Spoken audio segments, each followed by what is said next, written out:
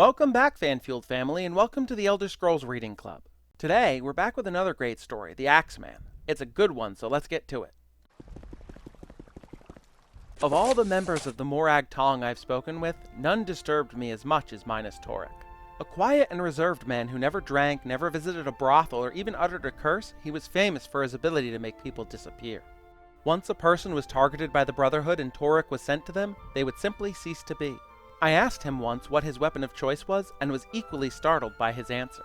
I only likes to use axes, he said in his typical quiet voice. The image of this silent, dour fellow attacking anyone with a weapon as inherently bloody and violent as an axe so frightened and intrigued me that I questioned him about it further. This is an inherently dangerous activity, for assassins are not typically keen to give out their stories. Torek did not mind the questions, though it took some time to get the full story out of him, as naturally shy and reserved as he was. It seems that Torek had been orphaned at a very young age and sent to live with his uncle, a salt rice plantation owner in Shea Gorad in northern Vardenfell. The man promised to show his nephew the business and eventually make him a partner when he was old enough. In the meantime, the boy was put to work as his uncle's house servant. It was a grueling life, as the old man was very particular about how things should be done. The boy was first required to give all the floors in the house a thorough scouring, from the attic to the cellar. Whenever the floor was not cleaned to the uncle's satisfaction, which was frequent, Torek was thrashed and forced to begin again. The boy's second duty was to ring the bell that would bring the laborers into the house. This was done at least 4 times a day, once for each meal, but if his uncle had any news or additional instructions for the laborers, which he frequently did, the bell might need to be sounded a dozen times or more. It was a huge iron bell in the tower, and the boy quickly discovered that he had to throw his entire body into the motion of pulling the chain in order to have it sound loud enough to bring everyone in from the field. If he was tired and did not pull the back-breaking chain hard enough, his uncle was soon at his side to beat him until he rang the bell loud and clear. Torek's third task was dusting all the shelves in his uncle's vast library.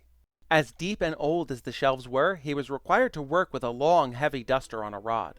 The only way that he could reach to the back of the shelves was to hold the duster at his shoulder and then swing it out in a sweeping motion. Again, if the uncle saw any dust left over or felt that the boy was not working as hard as he ought to, the punishment was swift and severe. After several years, Minas Torek grew into a young man, but his job responsibilities were not increased. His uncle promised to teach him the business once Torek had demonstrated his mastery of his servile assignments. Divorced from any knowledge of any work other than his own, Torek never knew how badly in debt his uncle was and how poor the farm's yield was. In his 18th year, Torek was called into the cellar by his uncle. He thought that he had not done a good enough job scouring the floor down there and was frightened of the beating to come. What he found, however, was his uncle packing his goods into crates. "I'm leaving Morrowind," he explained. "The business has gone sour, so I thought I'd try my luck running a caravan in Skyrim. I understand there's good money to be made trading fake Dwemer artifacts to the Nords and Cyrodiils. I wish I could take you with me, my lad, but there won't be much need for scouring, bell-pulling, and dusting where I'm going." "But uncle," said Torek, "I can't read. I knows nothing of the business you promised to teach me. What wills I do's on my own?" "I'm certain you can find a job in some domestic capacity," shrugged the uncle. "I've done my best with you." Torek had never stood up to his uncle before, and felt no anger, only a sort of coldness that gripped his heart. Among his uncle's possessions being packed away was an old, heavy iron axe, allegedly of Dwemer manufacture. He picked it up in his hands and was surprised to find that it was not much heavier than his dusting rod. In fact, it felt very comfortable as he pulled it over his shoulder and swung it out as he had done so many times before. In this instance, however, he swung it into his uncle's right arm. The old man screamed with pain and rage, but for some reason, Torek didn't feel frightened anymore. He propped the axe against his other shoulder and swung it out again. It cut a swath across the old man's chest and he fell to the floor. Torek hesitated before lifting the axe above his head. It was another natural position for him, like he was ringing a bell. Over and over again, he swung down as if he was calling the laborers in from the field. Except that this time, there was no sound except for a wet thump, and no laborers came in from the field. Of course, his uncle had sent them away hours before. After a time, there was nothing left of his uncle that couldn't be washed down the cellar drain. The process of cleaning up came easily to Torek as well. Blood scrubbed up much quicker than the usual grime and salt rice flour that littered the cellar floor. It was well known that Torek's uncle was planning to leave Morrowind, so his disappearance provoked no suspicion. The house and all the belongings were sold to the debt collectors, but Torek took the axe. It seemed that his uncle had given him some worthwhile business skills after all. Okay, as usual, let's cover some key terms here before we get into the discussion itself. The Morag Tong is a guild of assassins that operates out of the province of Morrowind. They celebrate murder in the name of Mephala, a goddess in the Elder Scrolls who is most associated with lies, murder, deception, sex, and secrets. The Morag Tong is rather unique in that it, mostly, operates within the bounds of the law. It has sanctioned status under the Morrowind government to perform legal executions called writs. As long as you have a writ for a target's execution, you can present it to the guards and they'll let you go without any issue. Salt rice is a crop that grows plentifully along the shores of Vardenfell, a massive island in the heart of the province of Morrowind. It's everywhere in the game, and is an extremely useful potion ingredient because it has both the restore health and restore fatigue effects, so you can use it to make potions that do both. Sheogorath is an archipelago of about 28 or so small islands along the northern coast of Vardenfell. Morrowind is the province that the Dark Elves are native to. It's a large continent with a massive island, Vardenfell, in the middle. Vardenfell is where the events of the Elder Scrolls III Morrowind take place. Skyrim is the northernmost province in Tamriel and is west of Vardenfell. It's home to the Nords, a hardy human race whose culture is loosely based off of Viking culture. It's also the location where the events of the Elder Scrolls V Skyrim take place. The Dwemer are, or rather were, a race of elves sometimes colloquially called dwarves.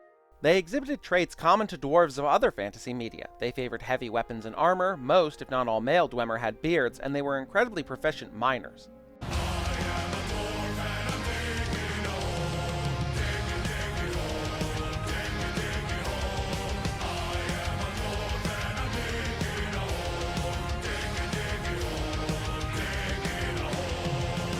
The Dwemer were known for their technological advancements. Several thousand years before the events of Morrowind during the Battle of Red Mountain, the Dwemer mysteriously vanished.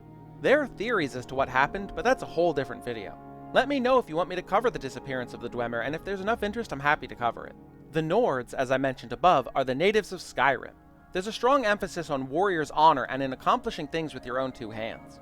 Because of the harshness of the land, life there is kept simple. Even courtship is incredibly short. There's no prolonged dating, but if two people express interest in each other, a wedding is quickly scheduled. Life in Skyrim can be tough, so the people see no point in wasting time and prefer to spend as much of their lives together as they can. Outside of Skyrim, many Nords maintain this sense of warrior's honor and will join organizations like the Imperial Legion to help keep the peace. Some of the greatest heroes in all of the Elder Scrolls are Nords. The Cyrodiils, more commonly known as Imperials, are a race of humans native to the province of Cyrodiil, which is the seat of the empire that governs all of Tamriel. Imperial culture takes a lot of inspiration from the real-world Roman Empire, and Imperial names have Italian and classical Latin origins. The events of the fourth game, Oblivion, take place in Cyrodiil. Okay, let's break the book down. The first big lesson this book teaches is that you can find your calling in the most mundane of ways. Minas Torek, an assassin in the Morag Tong, learned the core skills of using an axe so effectively that his targets just seemed to vanish through the brutally tough chores his uncle had him do as a child. His chore of dusting the library developed the muscle memory for hefting an axe up to a striking position. The bell ringing built the technique of the axe swing itself, and the tireless scouring of the floors showed him how to clean up so thoroughly that no trace is left behind.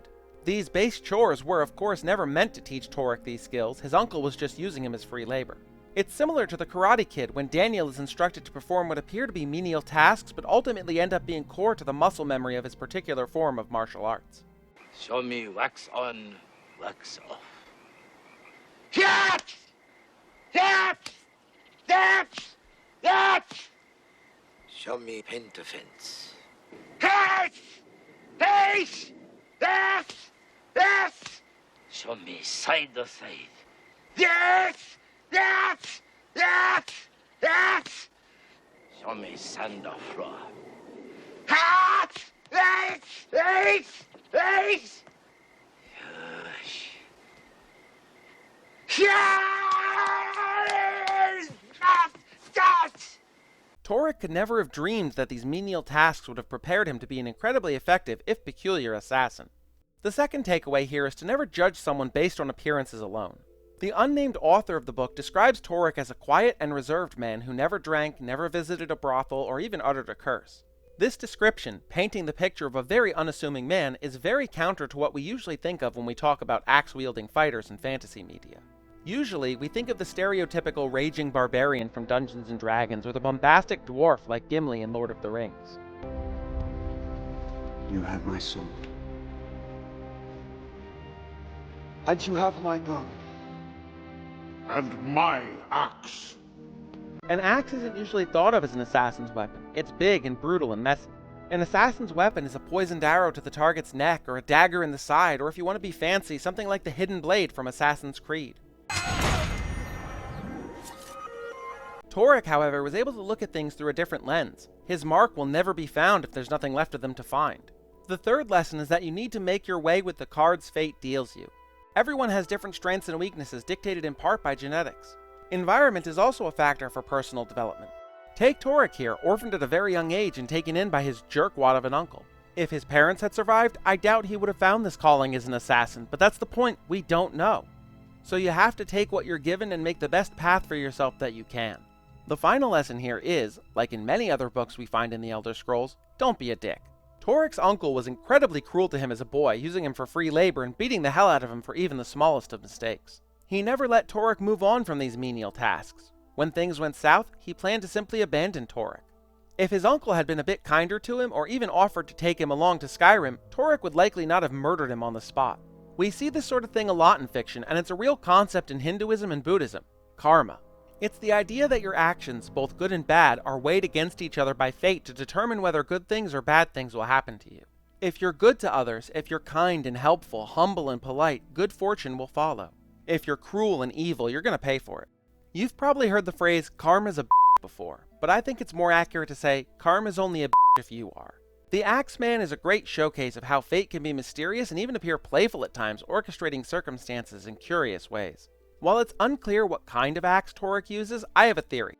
There are two classifications of axes in the Elder Scrolls series: war axes, which are lighter and used in one hand, and battle axes, which are heavier and used two-handed.